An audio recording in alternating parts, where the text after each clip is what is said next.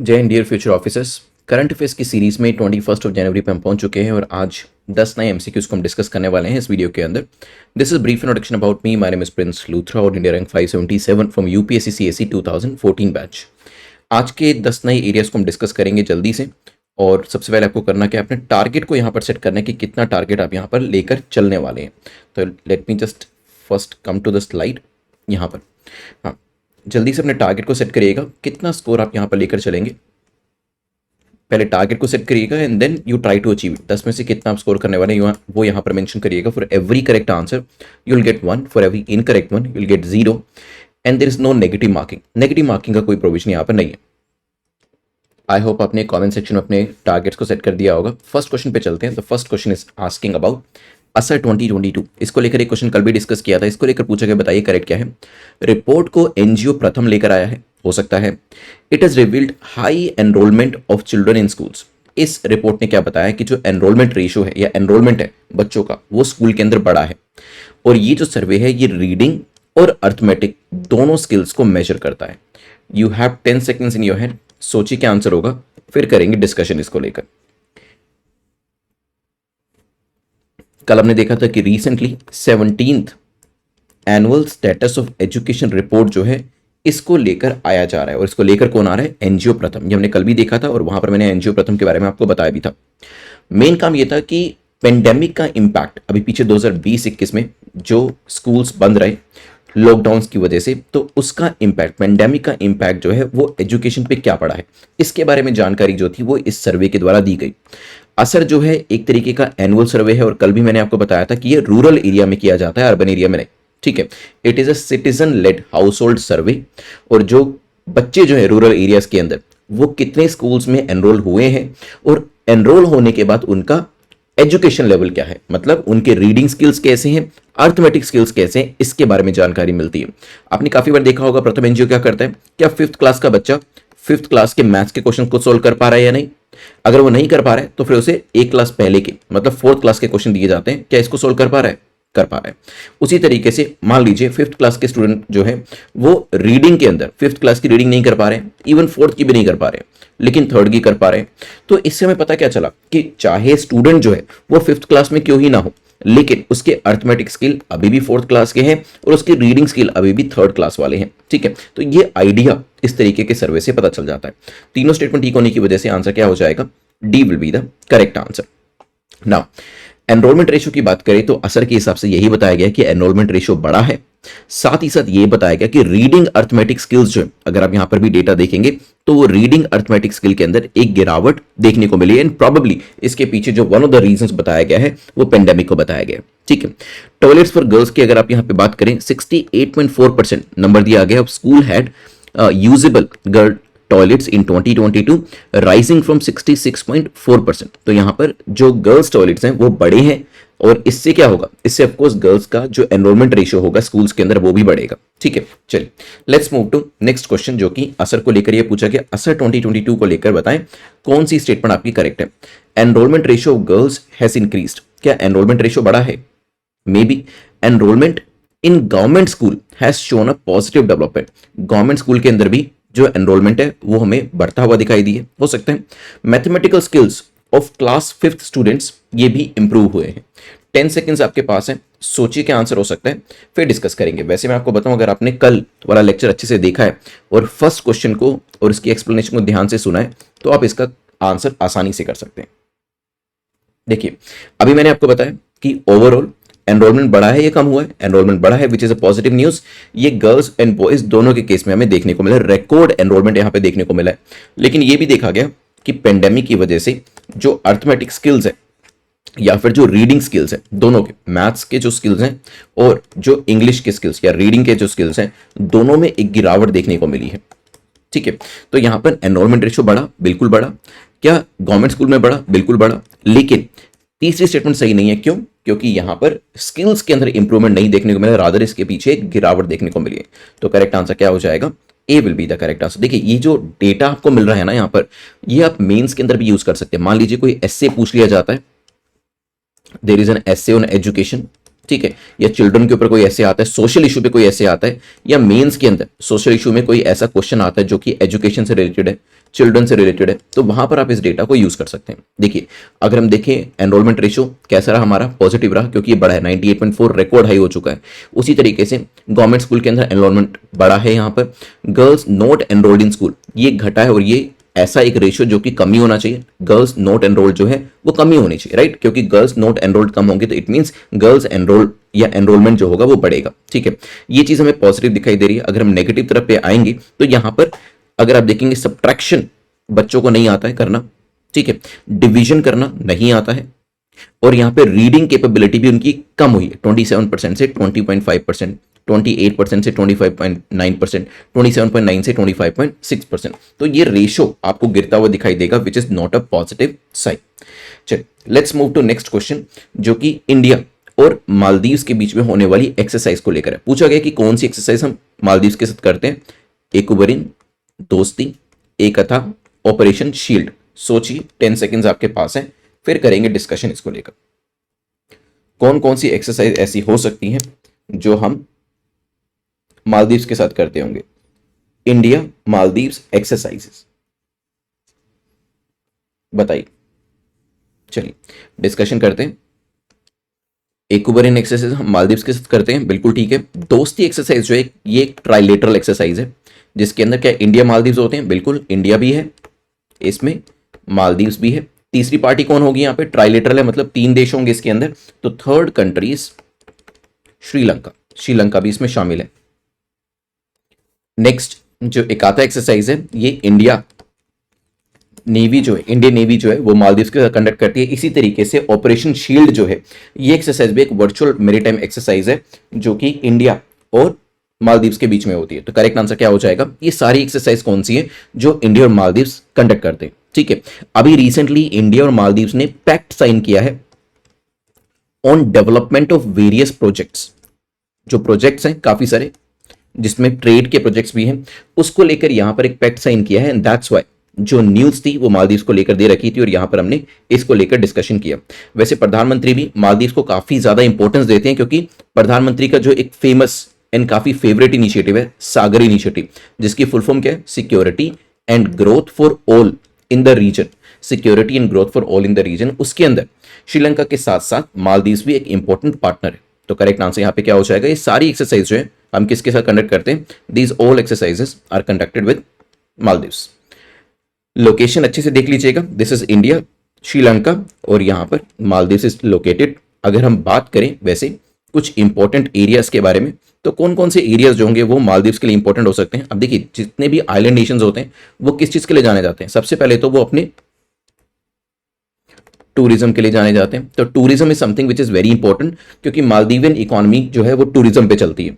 ठीक है, एक काफी इंपॉर्टेंट टूरिस्ट डेस्टिनेशन भी इसे माना जाता है। और देखिए टूरिज्म तभी होगा जब Indian ocean safe and secure रहता है, और इसी चीज के लिए इंडिया भी परेशान रहता है, क्योंकि चाइनीज जो है वो अपनी डोमिनेशन को इंक्रीज करने की कोशिश कर रहे हैं, but we want peace in this region. Tourism भी कब होगा, जब यहां पर पीस होगी, एंड दैट्स व्हाई मालदीव्स का जो ऑब्जेक्टिव है वो भी इंडिया से मेल खाता है।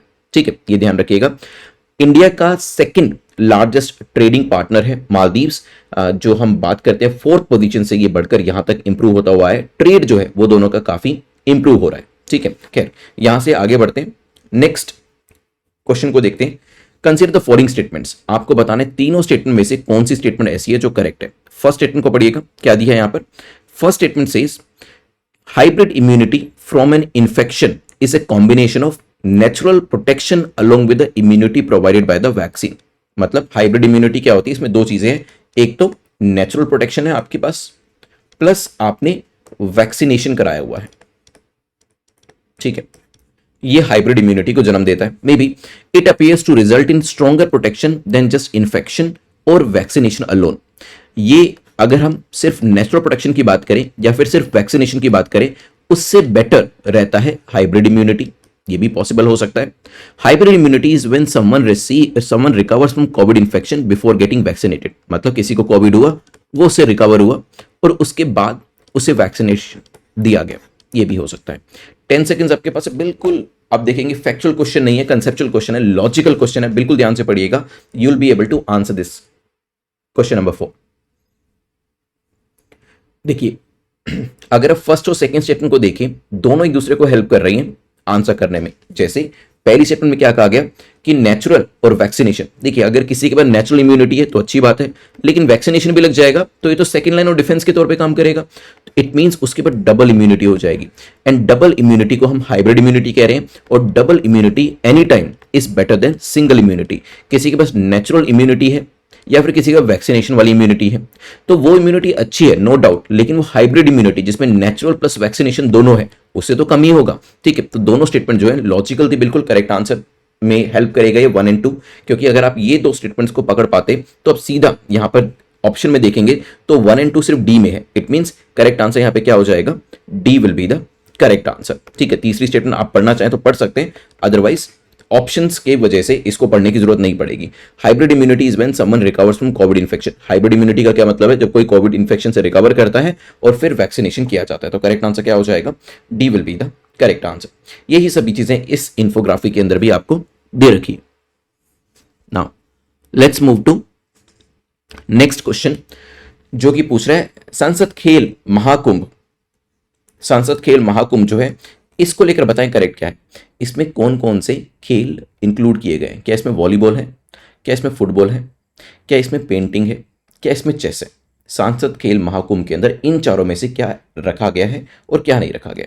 10 सेकेंड्स आपके पास है, सोचिए। अभी रिसेंटली जो प्राइम मिनिस्टर थे उन्होंने इनॉग्रेट किया सेकेंड फेज ऑफ सांसद खेल महाकुंभ 2022 एंड 2023। इसके अंदर काफी सारे खेल थे, जैसे कि इसमें यहां पे दिखा देता हूं। इसमें जो आपके स्पोर्ट्स के रेसलिंग है वो भी था इसके अंदर। ठीक है, इसमें वॉलीबॉल भी था, इसके अलावा फुटबॉल भी था, बास्केटबॉल, हॉकी, ये सब चीजें थी। लेकिन साथ ही साथ इसके अलावा chess, table tennis, carrom, badminton, ये सभी चीजें भी थी। लेकिन एट द सेम टाइम इसमें essay writing, painting, rangoli making, ये सब चीजें भी इसमें ऐड करी गई थी। तो करेक्ट आंसर क्या हो जाएगा, यहां पर ये सभी चीजें आपको संसद खेल महाकुंभ के अंदर दिखाई देंगी। तो करेक्ट आंसर क्या हो जाता है यहां पर, D will be the correct answer. चलते हैं जल्दी से नेक्स्ट क्वेश्चन के ऊपर, जो कि क्वेश्चन नंबर 6 है। क्वेश्चन नंबर 6 बात कर रहा है शेडो बैनिंग को लेकर, कि ये जो शेडो बैनिंग है ये है क्या, व्हाट इज शेडो बैनिंग। अभी इलॉन मस्क इसको लेकर काफी न्यूज में थे। क्या ये बैनिंग है, किसी सोशल मीडिया यूजर को बैन कर दिया जाता है। स्टेल्थ एक्शन है, किसी पोस्ट की विजिबिलिटी को कम करने के लिए बैन करना किसी अननेम्ड अकाउंट को ऑन सोशल मीडिया, जैसे बिना नाम के अकाउंट्स बना लेते हैं उनको खत्म करना या बैन करना, या कुछ और है जो यहां पर मेंशन ही नहीं किया गया। सोचिए 10 सेकेंड्स। इलॉन मस्क ने अभी शेडो बैनिंग जो टर्म है इसे यूज किया था। कई बार यूपीएससी के अंदर इस तरीके की टर्म्स आ जाती हैं और ये ट्विटर फाइल्स को लेकर यहां पर मेंशन किया गया था। देखिए, आपने काफी बार खुद ही देखा होगा और ये चीज आपने रियलाइज करी होगी कि यूट्यूब के ऊपर भी या फिर लेट्स से फेसबुक या इंस्टाग्राम अगर आप यूज कर रहे हैं, काफी बार क्या होता है कि there are certain good videos या फिर कुछ अच्छे शॉर्ट्स होते हैं, लेकिन उनको विजिबिलिटी नहीं मिलती। मतलब उनको उनके व्यूज अगर आप देखोगे या सब्सक्राइबर देखोगे वो काफी कम होंगे। ठीक है, ऑन द कॉन्ट्ररी कुछ ऐसे वीडियोस होते हैं, कुछ ऐसे शॉर्ट्स होते हैं, या ऑनलाइन कुछ ऐसी पोस्ट होती है ट्विटर वगैरह के ऊपर जो कुछ खास नहीं होंगी, ज़्यादा अच्छी नहीं होंगी, बट स्टिल उनकी विजिबिलिटी, उनके व्यूज़ मिलियंस में होते हैं। ये सभी ने शायद कभी ना कभी तो नोटिस किया होगा। अब इसको कहा जाता है शेडो बैनिंग, क्योंकि इलॉन मस्क ने कहा कि कुछ ऐसी पोस्ट, मतलब अगर कुछ लोगों ने कुछ चीज़ें लिखी जो हो सकता है सोशल मीडिया प्लेटफॉर्म जो है उनको पसंद नहीं आई, या फिर कुछ ऐसे शॉर्ट्स बनाए या फिर कुछ ऐसे वीडियोज़ बनाए जो सोशल मीडिया प्लेटफॉर्म को पसंद नहीं आए। ठीक है, और हो सकता है या फिर वो यूजर या वो चैनल सोशल मीडिया प्लेटफॉर्म को पसंद नहीं है, लेकिन वो उसे आउटराइटली बैन नहीं कर सकते। तो क्या करते हैं, उनकी विजिबिलिटी जो है उसे कम कर देते हैं। मींस कि जहां पर कोई अच्छा कंटेंट बना भी रहा है लेकिन सोशल मीडिया प्लेटफॉर्म नहीं चाहता है कि उसका कंटेंट ज़्यादा से ज़्यादा लोगों तक पहुंचे, तो उनकी पोस्ट को या उनके शॉर्ट्स को या उनके वीडियो को जो विजिबिलिटी है वो कम मिलती है, उन्हें कम से कम लोगों तक पहुंचाया जाता है। ठीक है, तभी ये टर्म जो है शेडो बैनिंग, क्योंकि बैन नहीं कर रहे हैं लेकिन शेडो बैन कर रहे हैं। ठीक है, तो एक इनडायरेक्ट तरीके से यहां पर उनको रोकने की कोशिश करी जा रही है। ठीक है, ये ध्यान रखिएगा। प्राइवेट कंपनीज जो है they are allowed to make their own rules, क्योंकि देखिए मान लीजिए जिसका ट्विटर है तो वो अपने तरीके से रूल्स बना सकते हैं, जिसका फेसबुक है या इंस्टाग्राम है या फिर यूट्यूब है वो अपने तरीके से रूल बना सकते हैं कि किसको यहां पर ज़्यादा विजिबिलिटी देनी है, किसको मिलियंस ऑफ लोगों तक पहुंचाना है, किसको ज़्यादा व्यूज़ दिलाने हैं और किसको कम व्यूज़ दिलाने हैं, ठीक है। So they can make such kind of rules without even disclosing the same. तो ये चीज़ जो थी शैडो बैनिंग टर्म आपके लिए काफ़ी इंपॉर्टेंट है, एग्जाम में पूछी जा सकती है कि ये क्या है। Let's move to next question which is question number 6। Question number 6 बात कर रहा है, मैप बेस्ड क्वेश्चन है, अफगानिस्तान बॉर्डर किसको टच करता है? क्या इंडिया को टच करता है, तजिकिस्तान या ईरान? 10 सेकेंड्स आपके पास है, सोचिए, फिर करते हैं डिस्कशन इसको लेकर। What should be the correct answer? Afghanistan काफ़ी न्यूज़ में रहता है तो क्वेश्चन पूछा जा सकता है। यहाँ पर हम आते हैं मैप के ऊपर, आई होप आपने फिगर आउट कर लिया होगा।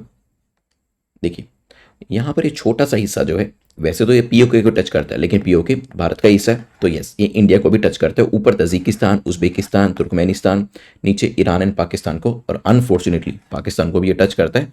खैर यहाँ पर आंसर क्या हो जाएगा? India, Tajikistan and what? India, Tajikistan and Iran. Correct answer will be D. देखिए आपने देखा होगा कि 7 क्वेश्चन में से 3 या 4 क्वेश्चन ऐसे थे जिनका आंसर डी आया। हो सकता है एग्जाम में भी आप फर्स्ट क्वेश्चन को देखें, आंसर डी, आपने जो बबल होता है उसे मार्क कर दिया, सेकंड का आंसर भी डी, थर्ड का आंसर भी डी, फोर्थ का आंसर भी डी, फिफ्थ का आंसर भी D. Let me tell you, अगर 3 डी या 3 सी या 3 ए या बी एक साथ आ जाएंगे ना, उसके बाद एक और आता है या फिर नेक्स्ट आता है, यहाँ पर कॉन्फिडेंस लेवल थोड़ा नीचे जाना शुरू हो जाता है। लगता है कि क्या हम सही भी आंसर कर रहे हैं या फिर सिर्फ गलत चीज़ों को आंसर करते जा रहे हैं, क्योंकि इतने सारे आंसर्स डी लगातार कैसे हो सकते हैं। बट यहाँ पर कॉन्फिडेंस को बनाए रखिएगा, क्योंकि अगर आपने लॉजिकल तरीके से आंसर किया, इट रियली डजेंट मैटर, हो सकता है लाइन से 3, 4, 5 या 6 भी एक जैसे आंसर आ सकते हैं, ठीक है। तभी मैंने आपको यहाँ पर भी काफ़ी सारे डी आंसर्स जो हैं वो आज दिए हैं कि इस चीज़ को लेकर कंफ्यूज मत होइएगा। As long as you have confidence in your answer, आपको पता है कि आपने जो आंसर दिया है वो बिल्कुल सही है, तो फिर ए आंसर आ रहा है लगातार, बी आ रहा है, सी आ रहा है, डी आ रहा है, it really doesn't matter. Next आते हैं, कंसीडर द फॉलोइंग स्टेटमेंट और pairs concerning exercise between India and Oman. India और ओमान के बीच में ये जो एक्सरसाइज है उसके पेयर्स के बारे में बताएं। क्या हम एक अल नजा करके एक्सरसाइज करते हैं जो कि एक आर्मी बेस्ड एक्सरसाइज है? हो सकता है। नसीम अल बहर एक एक्सरसाइज है जो कि नेवी बेस्ड एक्सरसाइज है, हो सकता है। ईस्टर्न ब्रिज नाम की एक एक्सरसाइज है जो कि एयरफोर्स की एक्सरसाइज है। 10 सेकेंड्स सोचिए, क्या मैंने शफल करके दिए हैं आपको? क्या ये एक्सरसाइज हम ओमान के साथ ही करते हैं या किसी और कंट्री के साथ करते हैं? सोचिएगा। अल नजा या नजा इज द फर्स्ट एक्सरसाइज। क्या ये इंडिया और ओमान के बीच में होती है? बिल्कुल। देखिए आंसर में देखेंगे तो yes, first, second, third, once again answer क्या हो गया? डी। कंफ्यूज मत होइएगा, just because back to back same answer आ रहा है, ये आपका कॉन्फिडेंस चेक करेगा।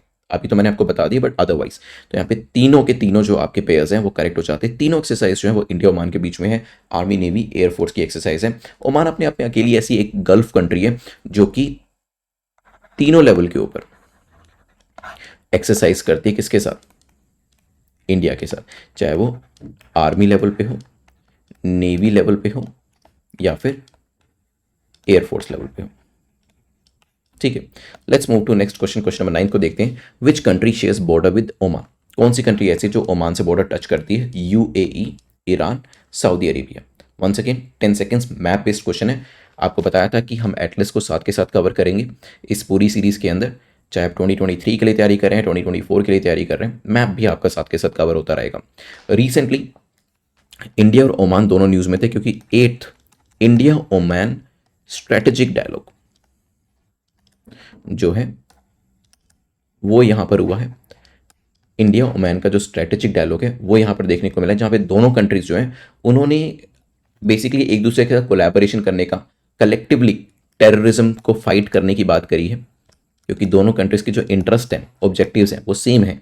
तभी यहाँ पर दोनों ने कोलैबोरेशन किया। दोनों ने कहा कि टेररिस्ट का प्रोपेगेंडा खत्म करेंगे, साइबर स्पेस का अब्यूज़ खत्म करेंगे, टेररिज्म को खत्म करेंगे, एमर्जिंग टेक्नोलॉजीज़ को लेकर कोलैबोरेट करेंगे। तभी ओमान यहाँ पर न्यूज़ में था।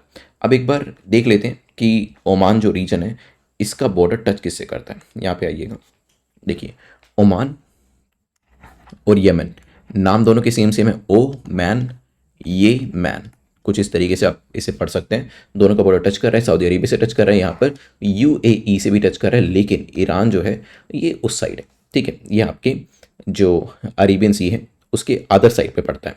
तो यहाँ पर ईरान को हम एलिमिनेट करेंगे, मीन्स सेकेंड को अगर आप एलिमिनेट कर लेते हैं, फिर अगर आपको मैप की जानकारी है तो आप सी और डी को एलिमिनेट कर सकते थे। करेक्ट आंसर यहाँ पे क्या हो जाएगा? This time it is not D, this time it is B. B is the correct answer. Last question पे चलते हैं, मैप बेस्ड क्वेश्चन है। Last question, put the following from west to east. West to east का क्या मतलब है? This is east, this is west, this is north, this is south. West to east आपको इन लोकेशंस को लगाना है। पहली है गिलगित बल्तिस्तान, सियाचिन, पैंगोंग त्सो। तो JNK का जो रीजन है वो आपको दिया हुआ है। सोचिए वेस्ट टू ईस्ट मतलब सबसे पहले यहाँ पर कोई लोकेशन हो, फिर थोड़ी सी इधर, and then on the eastern side. 10 seconds. सोचिए what should be the correct answer. If you want to pause the video, you can to take some more time, but try to answer correctly.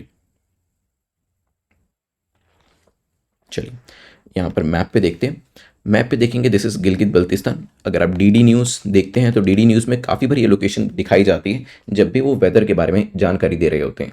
थोड़ा सा अगर आप यहाँ से गिलगित बल्तिस्तान से eastern direction में आएंगे, सियाचिन मिलेगा आपको। थोड़ा सा और ईस्टर्न में आएंगे, नीचे यहाँ पे देखिएगा पैंगोंग त्सो आपको दिखाई देगी।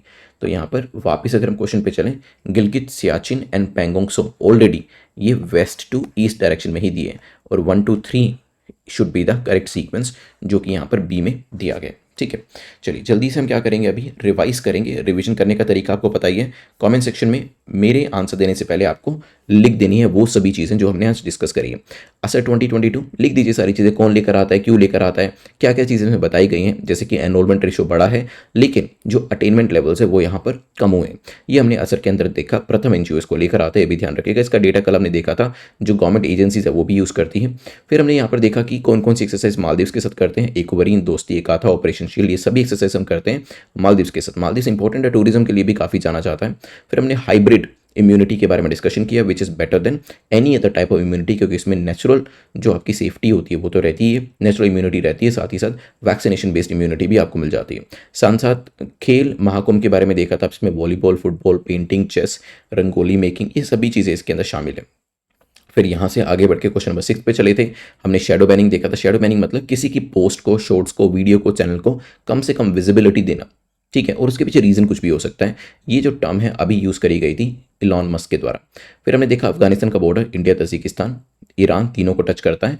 एंड देन ये तीनों एक्सरसाइज जो थी, अल नज़ा, नसीम उल बहर, ईस्टर्न ब्रिज, ये सभी हम ओमान के साथ करते हैं। ओमान के साथ अभी हमने कोलैबोरेशन भी किया है टेररिज्म को ख़त्म करने के लिए, और साथ के साथ जो एमर्जिंग टेक्नोलॉजीज है उसको लेकर। UAE और सऊदी अरेबिया से बॉर्डर टच करता है लेकिन ईरान से नहीं करते, ये भी ध्यान रखिएगा। गिलगित सबसे वेस्टर्न साइड पे है, फिर सियाचिन आता है, और फिर पैंगोंग त्सो सबसे ईस्ट में आता है, ये ध्यान रखिएगा। लोकेशन इंपॉर्टेंट है, मुझे अच्छे से याद है। इन्हीं लोकेशंस को लेकर एक क्वेश्चन मुझसे इंटरव्यू के टाइम पर भी पूछा गया था। कोई भी चीज़ कभी भी पूछी जा सकती है, ध्यान रखिएगा। ठीक है ना, अभी इसी मैप को लेकर आपसे पूछूंगा।